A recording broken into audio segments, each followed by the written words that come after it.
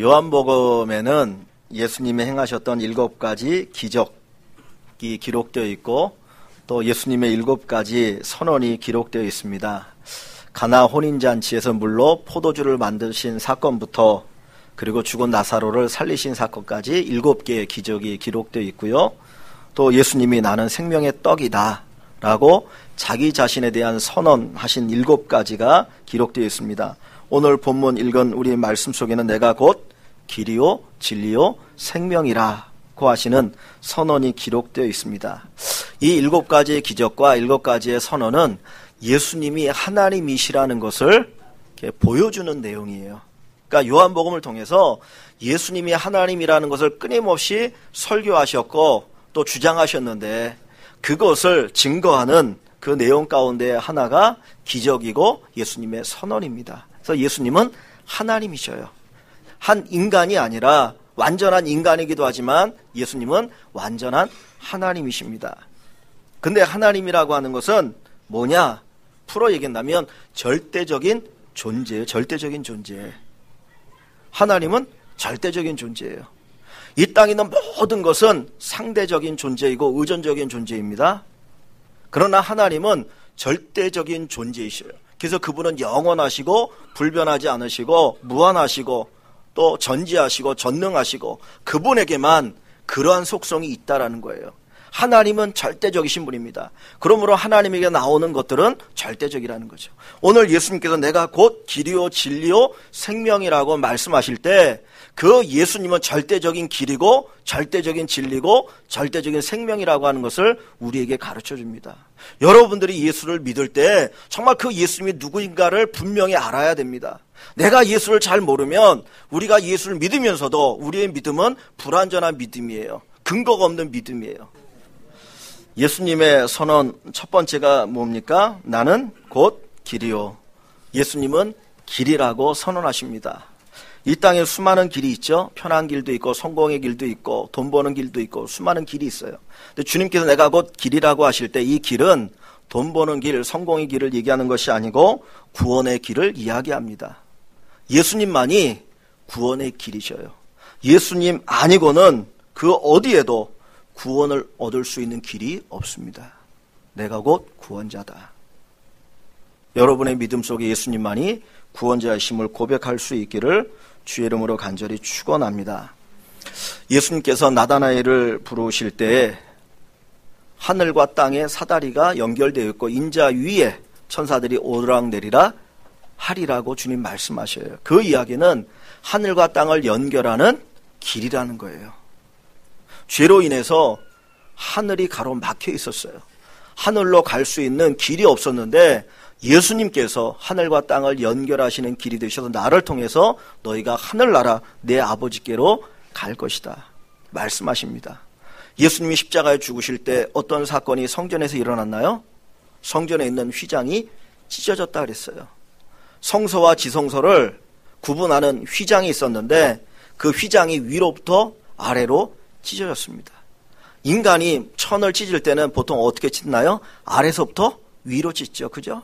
그런데 위에서 아래로 찢어졌어요. 지성서는 하나님이 계신 곳을 상징해요. 예수님이 십자가에 죽으실 때에 하나님께서 하나님께로 나가는 길을 열어주셨습니다.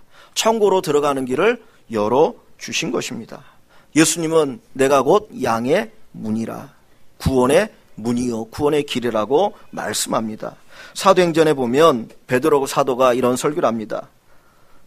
예수 다른 이름으로는 구원을 얻을 수 없나니 천하 만민에게 구원받을 만한 다른 이름을 주신 일이 없다. 예수님 외에는 구원자가 없다라는 거예요. 오늘 우리가 교회에 나와서 예배를 드릴 때마다 여러분들이 예수님을 믿을 때마다 예수님만이 구원자이심을 고백하길 원합니다. 사실 세상 사람들은 기독교를 가리키면 뭐라고 말합니까? 독선적이라고 얘기해요. 그러나 그 사람들이 독선적이라고 얘기하는 것은 바로 모르기 때문이에요. 사실 기독교보다 더 독선적인 종교가 뭔지 아십니까? 이슬람이에요. 쉽게 얘기하면 이슬람 사람들은 자기들의 목적을 달성하기 위해서 알카에다 자폭하잖아요. 당신이 알라를 위해서 순교하면 천국에 가면 뭐 부인 5명을 얻는다. 그리고 평생 당신의 가족을 책임져 준다. 그러면서 목숨을 내어놓게 하고 그 짓을 하게 한단 말이에요. 칼을 받을래? 코란을 받을래? 그런데 세상 사람들은 마치 기독교가 독선적인 것처럼 이야기합니다. 독선적이어야 됩니다. 어디에서? 이 구원의 진리만큼은. 사실 우리가 독선적이라고 이야기하고 비난받는 이유는 구원의 진리, 예수님만이 구원자라고 하는 이 진리를 전하기 때문이 아니라 일반적인 우리의 삶이 독선적으로 살아갔기 때문에 비난받는 요소가 있었던 거예요. 그러나 분명한 것은 저와 여러분들 양보할 수 없는 진리는 뭡니까? 예수는 구원자다. 이 진리만큼은 여러분들이 양보해서는 아니 됩니다. 그리고 이것을 우리가 확신하면 다른 건 양보할 수 있어요. 그렇지 않습니까? 기독교에도 구원이 있고 다른 종교에도 구원이 있으면, 모든 종교에 구원이 있으면 왜 예수를 믿어야 합니까?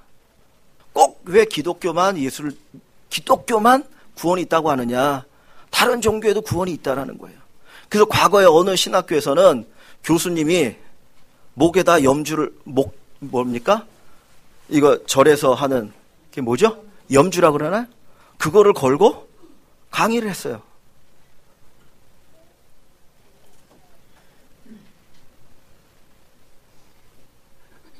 이 기독교의 이름을 가지고 있지만 진정한 기독교가 아닌, 예수를 믿는다고 하지만 예수가 없는 허물만의 예수를 믿는 그런 기독교가 이 땅에 수없이 있다라는 거예요.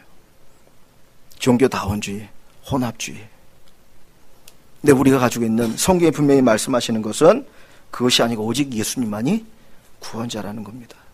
다른 부분들은 우리가 서로를 이해하면서 해줄 수 있어요. 다른 종교를 우리가 비하하는 게 아니에요. 몇 년 전인가, 작년인가, 재작년인가요? 조교사에 들어가서 어떤 분들이 땅 밟게 한다고 거기서 그런 짓 한 적이 있죠. 그거는 복음을 전하는 것과 방법의 차이죠. 그런 방법을 하면 안 되겠죠. 그러나 분명한 것은 본질은 우리가 지켜야 합니다. 그 본질이 뭐예요? 예수 그리스도만이 구원자시다. 우리가 양보할 수 있는 게 있고 양보할 수 없는 게 있어요. 여러분들이 결코 양보해서는 아니 되는 것은 예수님만이 나의 구원자이십니다. 이 부분을 여러분들이 꼭 지킬 수 있기를 원합니다. 오늘도 이 복음을 전하기 위해서 세계 수많은 나라에서 정말 핍박을 무릅쓰고 선교하는 선교사님들이 계셔요.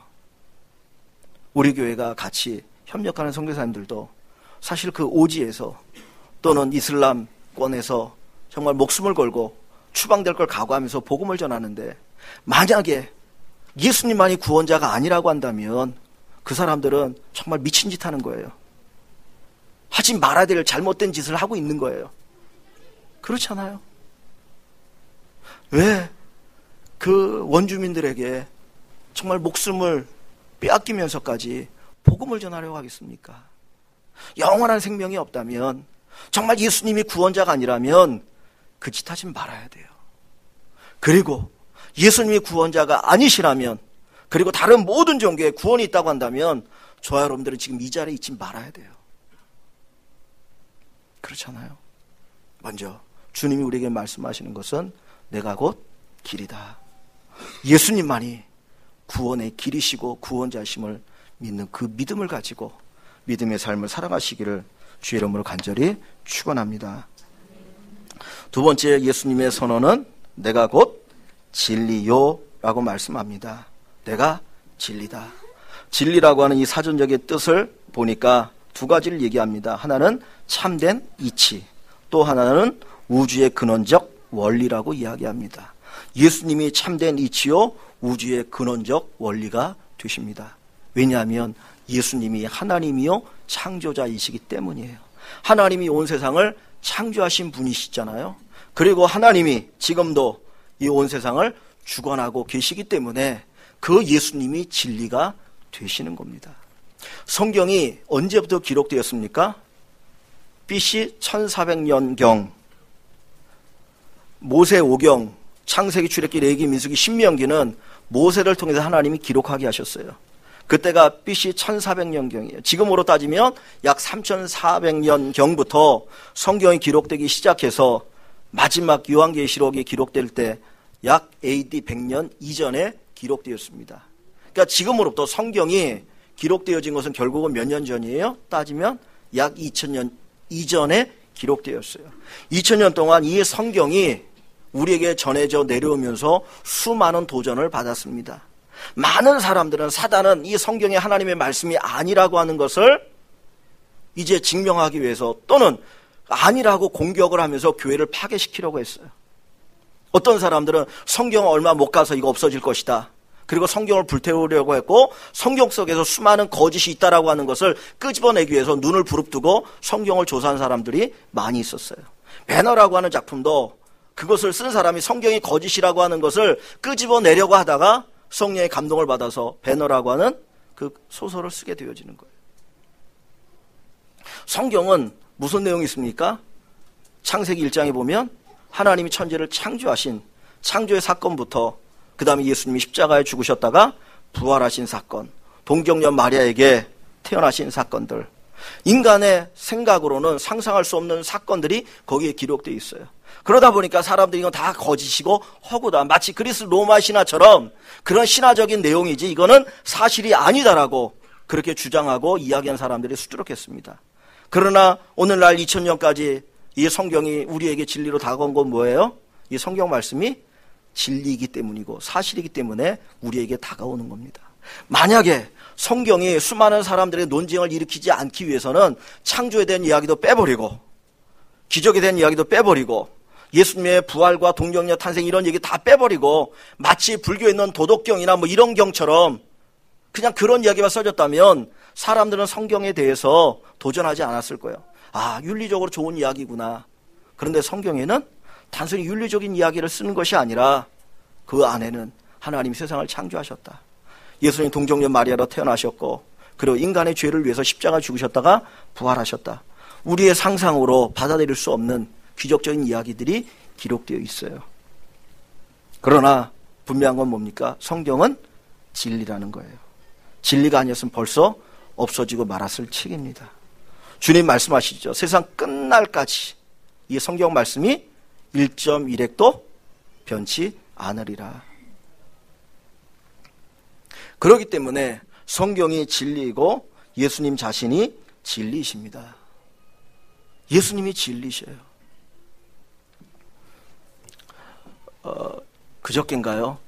러시아에 운석비가 내려가지고 1200명이 부상을 당하고 350억 이상의 피해가 있었다고 그래요.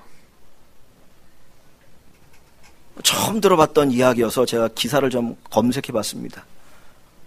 이 지구 주변의 우주에 수많은 운석들, 그게 이제 돌덩어리들이죠. 그 운석들이 떠다니는데 이번에 러시아에 떨어진 운석은 약 10톤 정도 되는 돌이에요. 10톤이면 1000만 킬로죠, 만 킬로.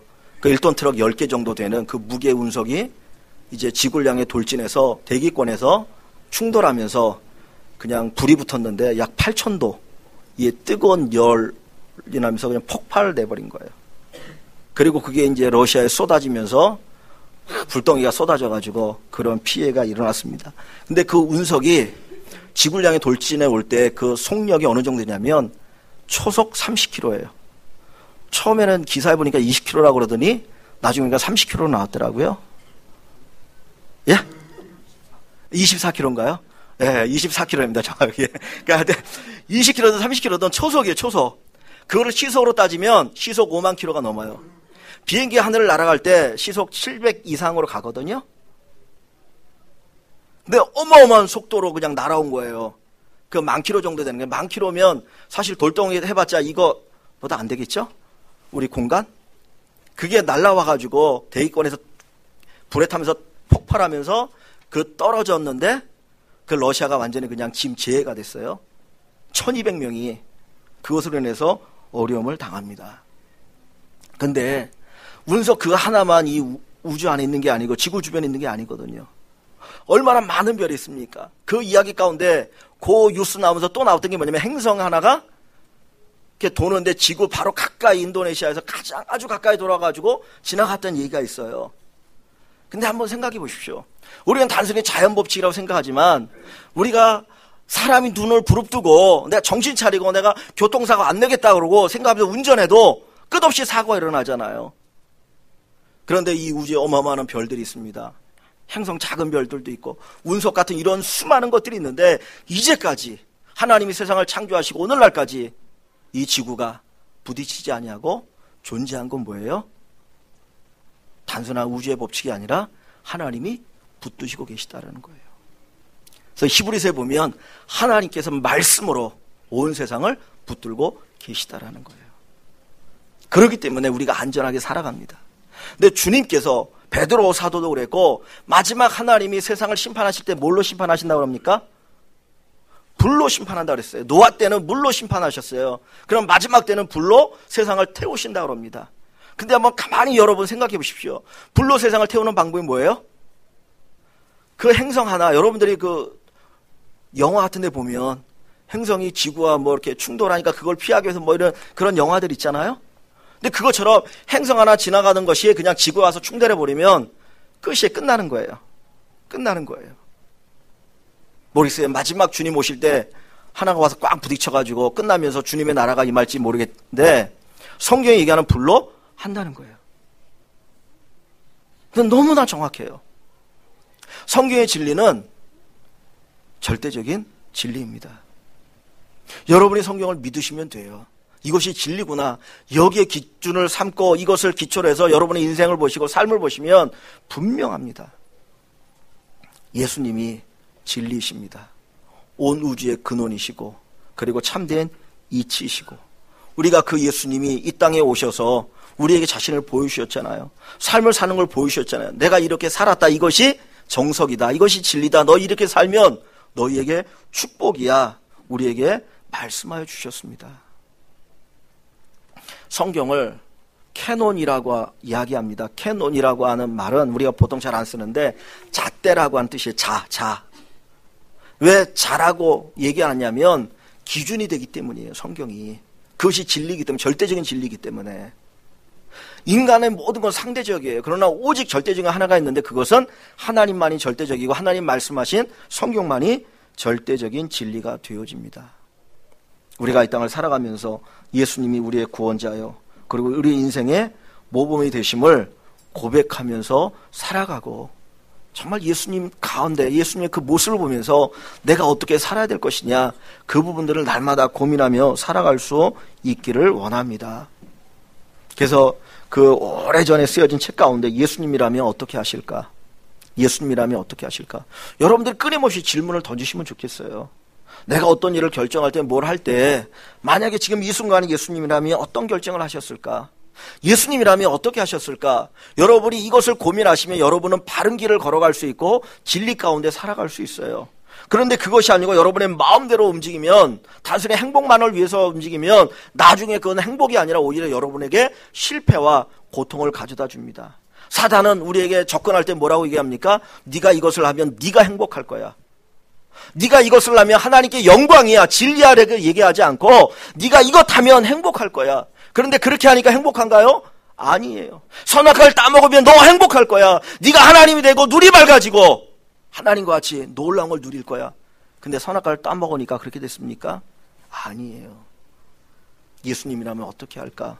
이 부분에 대한 고민이 정말 여러분들의 있기를 원합니다. 예수님만이 진리인 것을 믿으시기를 소원합니다. 세 번째로 예수님은 생명이십니다. 내가 곧 길이요 진리요 생명이니. 요한복음 1장 4절에도 그 안에 생명이 있으니 예수 안에 생명이 있다 그랬습니다. 생명이라고 하는 것은 어떻게 보면 본질이요 능력입니다. 예수님만이 참 본질이시고 참 능력입니다. 생명에는 두 가지가 있습니다. 독립적인 생명이 있고 의존적인 생명이 있어요. 생명의 생명을 낳는 것이지 무생명에서 생명이 나올 수 없어요. 그렇죠? 생명에서만이 생명이 나옵니다.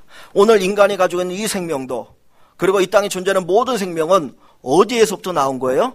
하나님으로부터 나온 거예요. 하나님이 창조하셨기 때문에 이 땅에 생명이 있는 것이고 인간의 생명과 이 세상의 모든 생명, 의존적인 생명입니다. 즉 하나님을 떠나서는 독립적으로 존재할 수 없는 생명이라는 거예요. 마치 주님이 우리에게 그 뭘 보여주냐면 지구에 빛이 나고 그리고 달에게 빛이 있지만 그 빛은 독립적인 빛이 아니고 태양으로부터 받는 빛이에요.